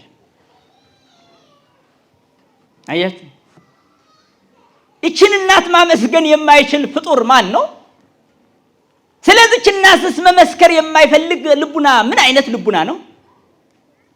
ይችን እናትስ መውደድ ያልተፈቀደለት አይምሮ ምን አይነት አይምሮ ነው? ምክንያቱም የዓለም መድኃኒቱን አደራ በማህፀኗ ተሸከመች። ይህ ብቻ መሰላችሁ? በበረት ወለደች። ይህ ብቻ መስሏችሁ ነው? ወደ ግብፅ ይዛ ሸሸች እንጂ ከክፉ ዓይን ሰወረች። ሁሉን ከመከራ የሚሰውር እግዚአብሔርን ተሸክማ እሷ ግን በመከራ ተንከራተተች። ከዓለም ድህነት ምን ያህል እንደተሳተፈች እያያችኋት ነው። እችን ቅድስት ለዛ ነው መልካም መዓዛ ያለበት ሽቶ ያ ዕቃ ሁሌ ሽቶ እንደማይጠፋው መለኮታዊ መዓዛ የማይለያት እናት አስባችኋል አይደለም? ቅድስት ድንግል ማርያም በክርስቶስ ያመኑ በስሙ የተጠመቁ ምእመናን ስጋውና ደሙን ተቀብሎ ሁልጊዜ መለኮታዊ መዓዛ ይሸታሉ። ምእመናኑ ከፍ ባለ ሕይወት ይኖራሉ። በአግባቡና በትክክሉ የኖሩ እንደሆነ ክርስቶሳዊ መዓዛ ይለያቸው ምእመናን። ይገርም እኮ ነው። ስለዚህ እናቶች ምሳሌ የምታደርጓት እችን ነው። ያለ አባት የወለደችውን በድንግልና ያስገኘችውን የድንግልና ጡቷን ያጠባችውን ልጇን ለዓለም እንሆ አለች። መስዋዕት ሆኖ ይቀርብ ዘንድ እያለቀሰች ተቀበለች። በሆድሽ ሰይፍ ያልፋል አላት አረጋዊው ስምዖን። እውነትም ነው፣ ያ ሰይፍ በሆዷ አለፈ። ያ የሐዘን ሰይፍ የሚቆራርጥ ሐዘን በልቧ አለፈ፣ በሆዷ አለፈ። የእናትነት ሐዘን መድኃኒቱ ግን ያደርግ ዘንድ የመጣውን አይተውምና በመስቀል ላይ ከፍ አለ። ከምድር ከፍ ባልኩ ጊዜ ሁሉን ወደ እኔ ስባለው ብሏል። ጠባያዊ አእምሯቸውን ጠብቆ ወደሱ ለሚቀርቡት ሁሉ በሩን ከፈተ። ዓለም በሙሉ ወደሱ ይሰበሰብ ዘንድ ጠራ። ዝቅ ብሎ አይደለም የተሰቀለው፣ ከፍ ብሎ ነው። ለምን? ዓለም በሙሉ ያየው ዘንድ። ከፍ ብዬ በተሰቀልኩ ጊዜ ሁሉን ወደ እኔ ስባለው ባለው ቃሉ መሰረት እኛ ኦርቶዶክሳውያን ወደሱ የመሳባችን ዝንባሌ ጎልቶ የሚታይብን ሰዎች ነን። ስለዚህ የምትድንበትን የመዳን በር ሰጥቶ ሳለ በግለሰቦች ተረትና ምሳሌ ጠፍተህ እንዳትቀር መጠንቀቅ አለብህ። ገንዘብና ሀብት ንብረት በሙሉ ነገ ምንም መልስ ሊሰጡ አይችሉም። ለዛ ይህንን ህብረት ነው የሰጠን። ከእናቱ ጋር ምን አደረገን? ወስዶ አንድ አደረገን፣ አቀረበን። ለቅዱስ ዮሐንስ እንኋት እናትህ ብሎ ሰጠ። ስለ እመቤታችንን እናገር ዘንድ ትፈቅዳላችሁ? አሁን ፈቅዳለን ካላችሁ በዚህ ብላቴና አንደበት አይደለም በመላእክት ተነግሮ የማይዘለቅ ምስጢር በውስጡ አስቀምጧልና ምን እንላለን? የልጇን ምስጢር እሷ በልቧ ደብቃ እንዳስቀመጠችው የድንግል ማርያምን ምስጢር ምእመናን ሁሌም በልባቸው ደብቀው ይኖራሉ። ወትወዲዮ ውስጥ ልባ በልቧ ውስጥ ተጠብቀው ነበር። ስለዚህ ስለ እመቤታችን ያለንን ምስጢር በልባችን እንጠብቀዋለን። የምንናገረው ጥቂቱን ነው። ሰማይ ወምድር ይሴብሑኪ እስመ ለፈጣሪሆሙ በከርስኪ ጾርኪዮ። ሰማይ ምድር ያመሰግኑሻል፣ በሆድሽ እነሱን የፈጠራቸውን ተሸክመሻልና። መላእክት ወሊቃነ መላእክት ይሴብሑኪ፣ መላእክትም ሊቃነ መላእክትም ያመሰግኑሻል። ይገርም እኮ ነው። ክሩቤል ወሱራፌል ይሴብሑኪ እስመ ለመስተጽእኖሙ በዘባንኪ ሀዘልክዮ። ክሩቤልም ሱራፌልም ያመሰግኑሻል፣ በጀርባቸው የሚኖረውን እሱን አንቺ ደግሞ በጀርባሽ አዝለሸዋልና ይላል። ጉዳዩ እንዲህ ቀላል አይደለም ወገኖች። ታማኝ አገልጋይ ናት እመቤታችን። ስለዚህ ታዲያ እናቶቻችን እስኪ ታማኝ ሁኑ። ለትዳራችሁ ታማኝ በሆናችሁ ጊዜ የታመኑ ልጆችን ታፈራላችሁ። አያችሁ፣ አይምሮ ጠባያቸውን ጠብቁላቸው። ጠባያዊ አይምሯቸውን ጠብቁላቸው። ልጆቻችሁ የስልክ ናቸው፣ የእናንተ አይደሉም። የቴሌቪዥን ናቸው፣ የላፕቶፕ በቃ ትርክን ምርክን ያስለምድ ናቸው። አይምሯቸው ግን የወላጅ አይደለም። ወደ እግዚአብሔር ቀና የሚል አይምሮ ፍጠሩላቸው። ብዙዎቻችን መውለድ እንጂ ማሳደግ እየቻልን አይደለምና፣ ስለዚህ ነው ታማኝ አገልጋይ ማን ነው? የጌታውን ወርቅ ያልቀበረ ማን ነው? እግዚአብሔር ልጅህን ወርቅ አድርጎ ሰጠህ፣ አንተ ግን በእውቀት ማሳደግ ሲገባ በድንቁርና ቀበርከው። ልጅህን ቀበርከው። ስታጎርስ ስታለብስ የምትወድ ትመስላለህ፣ አይደለም፣ አትወደውም። አይምሮን እስካልጠበክለት አትወደውም። እግዚአብሔር ገላውን ነው የሚፈልግን፣ አይደለም አይምሮን ነው። የልጆቻችን ጠባዩ አይምሮ ሳይቀር የተቀበረ ነው። ወላጅ በዚህ ተጠያቂ ነው። መጽሐፍ እንዲህ አላለም ነበር? ብዙ ወተባዙ ወምልእዋ ለምድር አላለም ነበር ብሏል እንጂ። ታዲያ ይሄን ምድር ነበር እንድንሞላ የታዘዝ ነው ነበር? ይሄንም አሕዛብ ይሞሉታል፣ ከአንድ በላይ ስለሚያገቡ ይሞሉታል። አረ ይሞሉታል። አንተ እንድትሞላ የታዘዝከው መንግሥተ ሰማያትን ነው። ዘር መተካት ሲልህ ምን ማለት ነው? አንተ ዘር መተካት ምን ማለት ነው? ላጉቶ እየወለዱ መኖር ነው? አይደለም። ዘር መተካት ለመንግሥተ ሰማይ ነው። ለምን 100 ነገድ ነበርን? ታዲያሳ ከ100 ነገድ አንዱ ጠፋ። መላእክት 100 ነገድ ሆኖ ተፈጥረው አንዱ ሲጠፋ የሰው ዘር ተተካ። ያ የሰው ዘር መንግሥተ ሰማያትን የሚሞላ ነገድ እስኪሆን ድረስ በዚህ ዓለም ይኖራል። ዘር የምንተካው ለመንግሥተ ሰማይ ነው፣ ለዚህ ዓለም አይደለም። ለሚጠፋው ለሚያልፈው ምን አሳስቦን? ዘር መተካት ማለት ቅዱሳንን ማፍራት ማለት ነው። ወንበዴ ማፍራት አይደለም። ሌባ ማፍራት፣ አጭበርባሪ ማፍራት አይደለም። ሱሰኛና የአይምሮ ጥገኛ ትውልድ ማፍራት አይደለም። ዘር መተካት ይሉሃል፣ ቅዱሳንን ማፍራት ነው። ይኸውልህ ወንጌል ተዘራ፣ አንተ ደግሞ አፍራ። እስኪ አስቡ። ከዚህ ህይወት ነው የራቀ ነው። አይምሮ ጠባያችን ጠፍቷል። ጠባዩ አይምሮአችን ተሰቋል፣ ተቀበረ። በዚህ ምክንያት ደግሞ ለቅድስና የተመረጡ ልጆቻችን ሳይቀር በእኛ ንዝላልነት ይቀበራሉ። የወላጅ መጨቃጨቅ፣ የአባት የእናት ጉርምርምታ፣ የእርስ በርስ ሁከት ልጆቻቸውን አይምሮ በሙሉ በድሏል። አያችሁ፣ መከባበር አልባ ትዳር፣ መፋቀር አልባ፣ መተማመን አልባ ትዳር የማይታመኑ ልጆችን ያፈራል። ስለዚህ ጠባያዊ አይምሮአችን እንድንጠብቅ ያዛል መጽሐፍ። በዚህ ጠባያዊ አይምሮአችን ነው ነፃ ፈቃዱ ያለው፣ ውሳኔው ያለው። ወደ እግዚአብሔር የመቅረብ ስሜታችን ጎልቶ የሚታየው በዚህ አይምሮ ነው። አያችሁ፣ ስለዚህ በዚህ ነው ሃይማኖትን የምናገኘው። ሃይማኖት ትልቁን ወርቅ እናገኛለን። አየህ፣ ወደ እግዚአብሔር የምንቀርብበት መሰላል እሱ ነው፣ እምነት ነው። ይሄ ነው ተአምራትን የሚፈጽመው፣ ይሄ እምነት ነው። በተጠበቀ አይምሮ ውስጥ ያለው እምነት እግዚአብሔር ያደርግልኛል የሚለው የግል ጥንካሬያችን ከእግዚአብሔር ሬቱ ጋራ ምን ያህል ኃይል እንዳለው ብታውቁ ኑሮ በዚህ ዓለም ላይ ባሉ ሰዎች አትቀኑም ነበር። ስለዚህ ወገኖቼ እንዲህ እየቀናን የምንኖረው ለምንድን ነው? በምድራውያን ምን ያህል ከፍ ያለ መንፈስ እንደተሰጠን ታውቃላችሁ? ለዚህ ነው አይምሮአችን እየረከሰ እየተቀበረ የሚኖረው። ለምን ይሆን?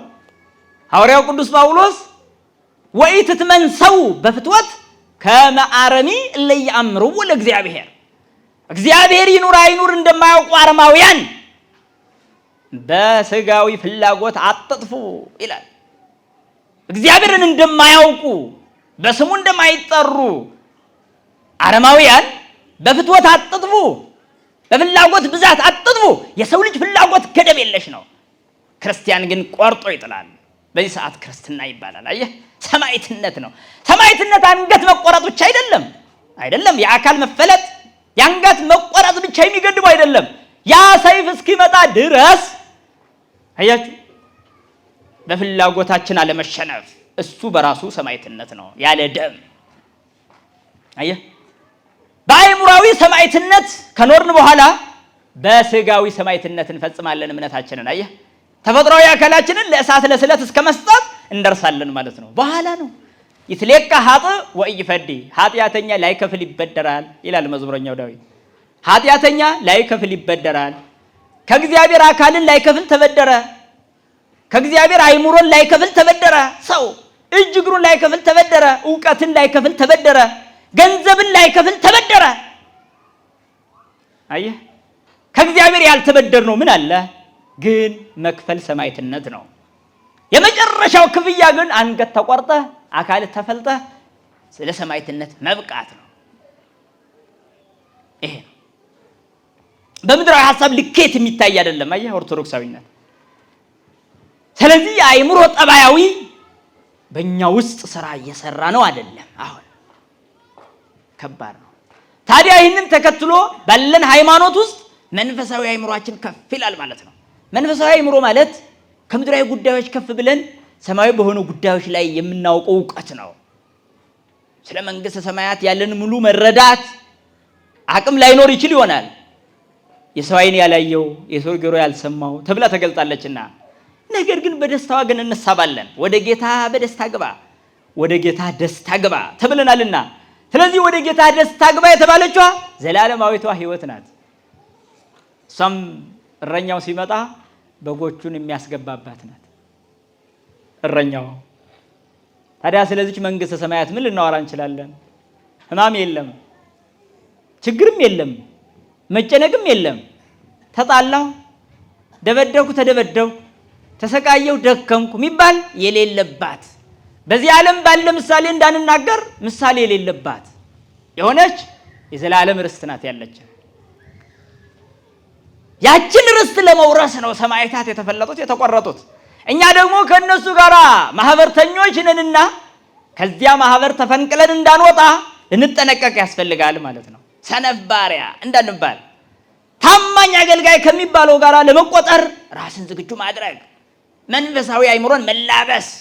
ይሄ እንጂ ስጋዊ ነው ብላችሁ ለፉት፣ ይሄ እንጂ ምድራዊ ነው በሉት። መከራከርን፣ መቃናትን፣ ምኞትን፣ ፍላጎትን ይሄ እንጂ ምድራዊ ነው። እንዲህ ማለት ግን በምድር ላይ ሳለን የሚያስፈልገን የለም ማለት አይደለም። የሚያስፈልገን በሙሉ የሚመዘነው በመንፈሳዊ አእምሮ ነው። አያችሁ፣ መንፈሳዊ አእምሮ እስከሌለን ድረስ ክርስቲያን ነን ማለት በራሱ ችግር ነው፣ በራሱ ችግር ነው ወገኖች። ስለዚህ መንፈሳዊ አእምሮ ነው ያለ። ሌላው የተሰጠን ልጅነቱ ነው፣ ወርቅ ነው፣ ከእግዚአብሔር የመወለድ ጸጋ። አስባችኋል? በዮሐንስ ወንጌል ምዕራፍ 3 ላይ አምላካችን እግዚአብሔር ሰው ሆኖ የነገረን ልጅነትን ነው። ሁለተኛ ያልተወለደ የእግዚአብሔር መንግስት አይወርስም አለ። ሁለተኛ ያልተወለደ ይህ አምላካዊ ቃል ነው፣ ሊሻር አይችልም። ብዬ ነበር ትቻለሁ የሚለው አይደለም። እግዚአብሔር ሐሰት አይናገርምና። ስለዚህ የሰው ልጆች ሁሉ ከስጋዊና ከደማዊ አባት እናት ከተወለዱ በኋላ ከሥላሴ መወለድ ግዴታ አለባቸው። ግዴታ ለምን ካላችሁ መጀመሪያ የሰው ልጆች ከእግዚአብሔር ልጅነት ወድቀዋልና፣ ስለዚህ እንደገና የእግዚአብሔርን ልጅነት ማግኘት ግዴታቸው ነው። ሁለተኛ ያልተወለደ የእግዚአብሔርን ርስት አይወርስም ማለት፣ የእግዚአብሔር መንግስት አይወርስም ማለት። ለምን? ርስት የሚወረሰው ለልጅ ነዋ፣ ለባሪያ አይደለም። እግዚአብሔር የፍጥረታት ሁሉ ባለቤት ነው። አሕዛብንም ፈጥሯል፣ አረማውያንንም ፈጥሯል። አዎን ፈጥሯል። ግን ልጆች የመሆን እድል እስካላገኙ ድረስ ርስቱን የመውረስ እድሉ የላቸውም። ለዚህ ነው ቤተ ክርስቲያን ለዓለም ሁሉ ልታድን መታገል አለባት የምንለው። ክርስቲያን በዓለም ጥፋት ሳይቀር ተጠያቂ ነው። ለምን? ሌላው ይድን ዘንድ ስራ ባለመስራቱ። የዘላለምን ሕይወት በሚያስወርስ እምነት ውስጥ ሆኖ ለዘላለም ቅጣት ከሚገባቸው ጋር ሲልከሰከስ ማግኘታችን በራሱ ውርደት ነው። ዓለምን ሊመራ የተፈጠረ ፍጥረት ከሁለተኛው ልደት ተነስቶ ዓለም ወደ ዘላለማዊ ሕይወት ይገባ ዘንድ የሚመራው ይህ ኦርቶዶክሱ ነው፣ ሌላ እንዳይመስላችሁ። ሁለተኛ ልደት ማለት ከሥላሴ መወለድ ነው። እስኪ ጥንታዊውን ሐሳብ እንዲናንሳ። ቅድመ ዓለም የነበረው እግዚአብሔር አብ ቅድመ ዓለም ያለ ወልድን መውለዱ በመጽሐፍ ተገልጿል። አብ ወልድን ሲወልድ ምን የለውም? እናት የለችውም። እናት የለችውም። ልብ በሉ። ልደቱ መንፈሳዊና መለኮታዊ ባህሪያዊ ልደት ስለሆነ እናት የለችውም። መልካም። እናት የሌለችው ወልድ ወደዚህ ዓለም መጥቶ አባት የሌለው በመሆን በስጋ ከድንግል ማርያም ተወለደ። ሁለት ልደት። የመጀመሪያው ልደት መንፈሳዊ ነው፣ ረቂቅ ነው። ሁለተኛው ልደት ደግሞ ግዙፍ ነው፣ ስጋዊ ነው።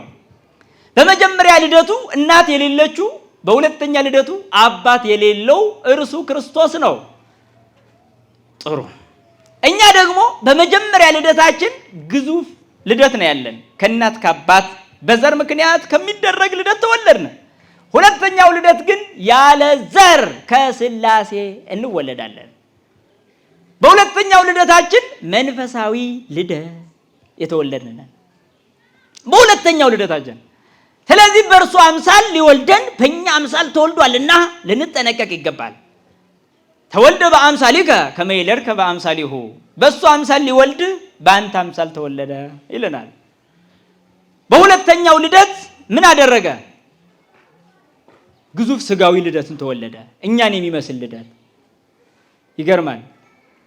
እኛ ደግሞ በሁለተኛው ልደታችን በመንፈስ እንወለዳለን። ይህም እሱን የሚመስል መንፈሳዊ ልደት፣ ረቂቅ ልደት። ምክንያቱም ግዙፍ በሆነው አካላችን ከእናት ከአባት ተወልደን መንፈስ በሆነው ውሳጣዊ ማንነታችን ደግሞ ከሥላሴ እንወለዳለን፣ ከእግዚአብሔር እንወለዳለን። ታዲያ ከእግዚአብሔር ከተወለድ እስኪ ራሳችሁን እኔ የእግዚአብሔር ልጅ ነኝ ብላችሁ ጠይቁ። አዎ ብላችሁ መልሱና የእግዚአብሔር ልጅ ምን ሊያደርግ ይገባል? እግዚአብሔር ለምንድን ነው ልጁ እንደሆነ የጠራኝ? ለምንድን ነው ልጁ ያደረገኝ? እግዚአብሔር እኮ ንጹሕ ነው። እግዚአብሔር ቅዱስ ነው። ታዲያ እኔን ወደሱ የጠራኝ እኮ ቅዱስ እንደሆን ነው፣ ንጹሕ እንደሆን ነው። ተንኮለኛ፣ ሴረኛ፣ ምታተኛ፣ ጠንቋይ ተከታይ እንደሆነ አይደለም።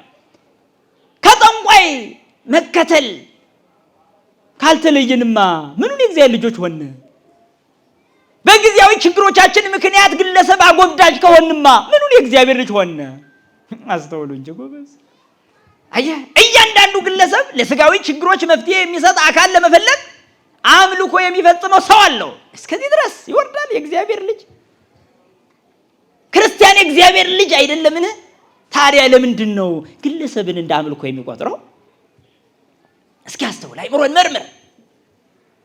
የእግዚአብሔር ልጅ ነኝ ማለት እኮ ሰማይ ምድሩን የፈጠረው አባቴ ነው ማለት ነው። ስጸልይ ምን ብዬ ጸልያለሁ? በሰማይ የምትኖር አባታችን ሆይ። ይሄ እኮ የድፍረት ንግግር ነው። ምን ማለት ነው? የእምነት ድፍረት። ሰማይ ምድሩ የፈጠረው እግዚአብሔር አባቴ ነው። አየህ፣ ይሄ ነው እምነታችን። ከእግዚአብሔር የሚበልጥ ምን አለ? ምንም።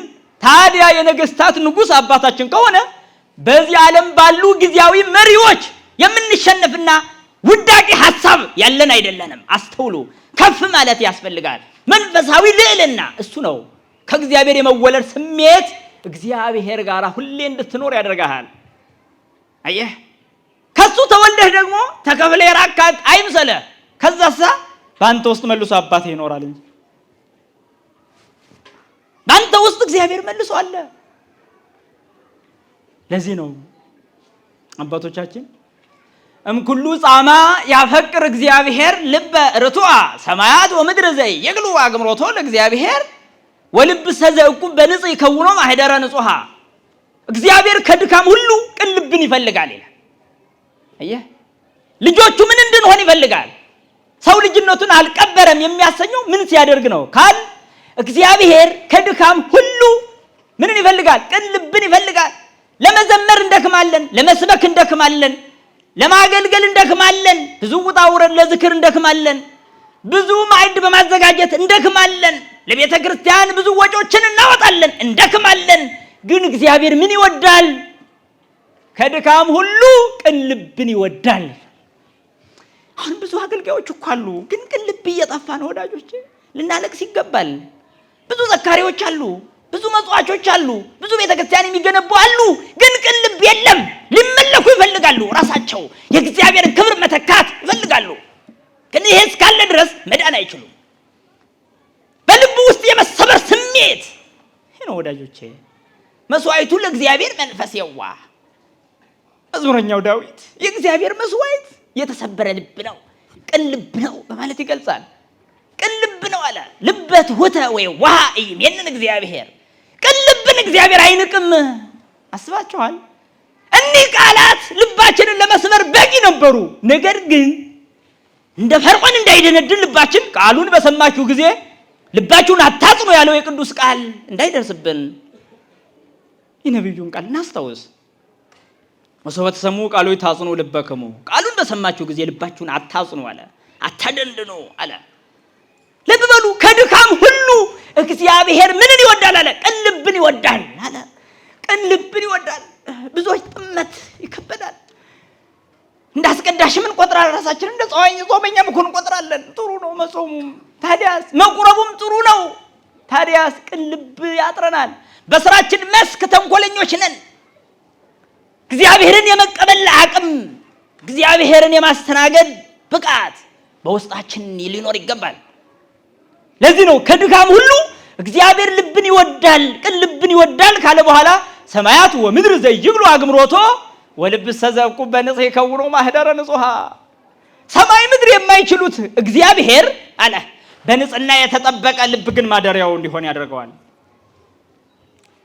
አየህ የልጅነት ስሜት ወዴት ከፍ አለ? እግዚአብሔር ባንተ ውስጥ እስኪያድር ድረስ። እውነት ነው እግዚአብሔር ሰው በሰራው አያድርም። ራሱ በፈጠረው ልብ ውስጥ ራሱ በፈጠረው አይምሮ ውስጥ ያድራል። ያንተን ልብ ማደሪያ ሊያደርግ ፈለገ። አንተ ግን ልብህን ቆለፍከው፣ በእሾህም አጠርከው። ደጅ ቁሞ ያንኳኳል፣ የሚከፍትልኝ ካለ ገባለው፣ ከሱም ጋር እራት በላለው ይላል። በመጨረሻው ዘመን ምን ይላል? እንግዳ ሁኜ ብመጣ አልተቀበላችሁኝም። ሰነፎችን የሚወቅስበት ቃል ይሄ ነው። አልተቀበላችሁኝም ምን ማለት ነው? በልባችሁ አዳሪ ነኝ፣ ግን ስመጣ ልባችሁ በትዕቢት ልባችሁ በቂም በቀል ተቆልፎ አገኘሁት። ልባችሁ በትምክህት በውዳሴ ከንቱ ተቆልፎ አገኘሁት። ስለዚህ አልተቀበላችሁኝም። ታዲያስ ያልተቀበሉትን ወደ ግራው ወደ ዘላለም ቅጣት ይወስዳል። አምላካችን ከወቀሳ ነፃ ያድርገን። ታዲያ በፍርዱ ፊት እንቀርብ ዘንድ አለን ወገኖቼ። ታዲያ የጌታውን ወርቅ የቀበረ ልጅነቱን ያጠፋ እግዚአብሔር አባቴ ነው ብሎ የማያምን በልጅነቱ ተመክቶ ወደ እግዚአብሔር የማይቀርብ ልጅነቱን ቀበረ። አያችሁ ልጆች ሆነን እሱ የሚያጎርሰንን ስጋና ደም የማንቀበል ስንቶቻችን ነን? በስራ ምክንያት በምን ምክንያት ድርድር መደደር፣ በቃ ምክንያት መደደር፣ ሰነፍ ባሪያ ማለት ነው። አያችሁ ስለዚህ ልጅነትን መቅበር። የእግዚአብሔር ልጅ ከሆንክ አትፈራም። የእግዚአብሔር ልጅ ከሆንክ ከዓለም በላይ ነህ። ይሄን ማወቅ ያለብህ። አያችሁ ምንም ጠላቶች ቢጠሉንም እንኳ ምንም ቢያሳድዱንም እንኳ ምንም ቢያስፈራሩንም እንኳ የአባታችን መንግስት በወረስን ጊዜ ግን ማንም አይነካን። አያችሁ የንጉስ ልጅ እኮ ጓደኞቹ ጋር ሲጫወት እኮ አይታወቅም። የንጉስ ልጅ መሆኑ ራሱ አይታወቅም ጓደኞቹ ስለሆኑ። እኛም በዚህ ዓለም እስካለ ድረስ እኛ የንጉስ ልጆች መሆናችን አይታወቅም። ለኛ ግን ግልጽ ነው። የእግዚአብሔር ልጆች ነን። በዚህ ልጅነት መመካት ይገባል። መመካት ካለባችሁ በገንዘብ አትመኩ። ብዙዎቻችን በጥቂት ገንዘብ እንመካለን። ሀብት ወደ ቤታችን እገባ ባለ ጊዜ ሀብት ሁሉን ማድረግ እንደሚችል እናስብና ከእግዚአብሔር ትምክህት እንወጣለን። አያስፈልግም አላልኳችሁም። ሰርቶ መለወጥ ያስፈልጋል። በዚህ ዓለም እስካለን ድረስ ገንዘብ አላስፈላጊ ነው ብላ የምታዘኑ ቤተክርስቲያን የለችም። ገንዘብን አይደለም የምናወግዝ፣ በገንዘብ ጀርባ ያለውን ትዕቢት። ሊቁ ዮሐንስ አፈወርቅ እንዲህ ነው የሚለን። አይደለም ስልጣንን አይደለም የምናወግዝ፣ በስልጣን ጀርባ ያለውን አምባገነንነት እናወግዛለን። አዎን ዕውቀትን አናወግዝም። ነገር ግን መንፈሳዊ ዕውቀትን ያገለለ ሰብአዊና ሰይጣናዊ ዕውቀትን ግን እናወግዛለን። አስባችኋል? ስለዚህ ልጅነት የእግዚአብሔር ክብር የሚገለጥበት ነው። የኛ ልባችን ደግሞ ማደሪያው የሚሆን ነው። እስኪ አስቡ ወገኖች፣ ልብ በሉ እስኪ። እናንተስ አታስተውሉ? ምን ራሱ አባታችን እንዲህ ብሎ አልነገረንም? ምን ብሎ እሄዳለሁ፣ ስፍራ ማዘጋጅላችኋለሁ፣ ከዛ እመጣለሁ፣ እኔ ጋር እንድትኖሩ ወስዳችኋለሁ አለ። እኔ ጋር እንድትኖሩ ወስዳችሁ። አየህ ከዓለም ጋር አንኖርም፣ እንፋታለን። የሆነ ጊዜ ዓለም ታማኝ ሚስት አይደለችም። አስተውሉ። እንፋታለን፣ ወደ ዋናው አባታችን እንሻገራለን። አሁንም እንቀጥላለን። አስተውሉ። እወስዳችኋለሁ ነው ያለን እረኛችን። እኔ የወይን ግንድ ነኝ አለ። አሁን ወስዳችኋለሁ እስኪል ድረስ ደግሞ ዝም ብሎ በትኖ የተሆነ አይምሰለ። እኔ የወይን ግንድ ነኝ፣ እናንተ ደግሞ ቅርንጫፎች ናችሁ ብሎ የነገረን ራሱ ነው። እስከ የት ድረስ እንደሆነ አንዲት እናት ልጇን ከወለደችበት ጊዜ ጀምሮ የአካል ክፋይ ተፈጽሟልና የአካል መገናኘት የለም አይደል? አዎ። ከስላሴ የመወለዳችን ምስጢር ግን እንዲህ እንዳይመስላችሁ። ክርስቶስ እንዲህ ነው ያለን፣ እኔ የወይን ግንድ ነኝ። የዮሐንስ ወንጌል ምዕራፍ 15 ቁጥር 1 ላይ አስተውሉ። እኔ የወይን ግንድ ነኝ፣ እናንተ ቅርንጫፎች ናችሁ አለ። የሚገርም እኮ ነው። ቅርንጫፍ ከግንዱ ከተለየ አያፈራም። ከግንዱ ጋር እስካለ ድረስ ያፈራል። እውነት ነው።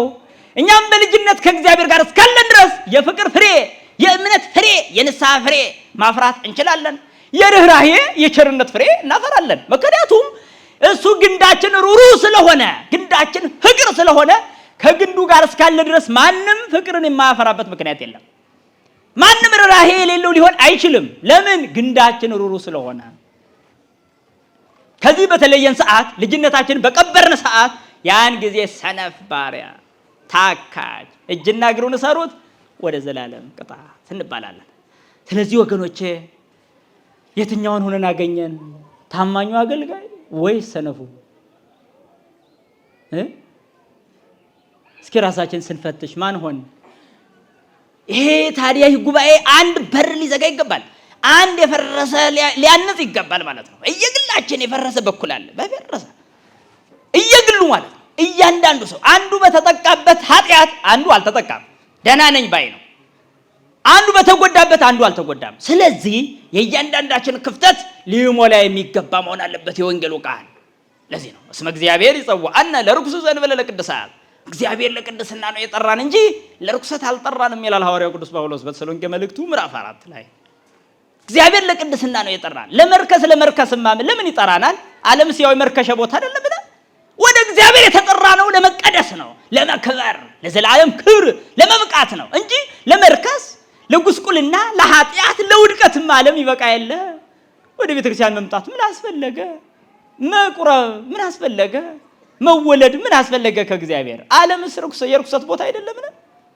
ምን ነው ለመርከስማ ይኸው ዓለም ተስማምቶበት እየሰራ አይደለም። ስለዚህ ከዚህ ሁሉ ርኩሰት ልንጠበቅ ይገባል።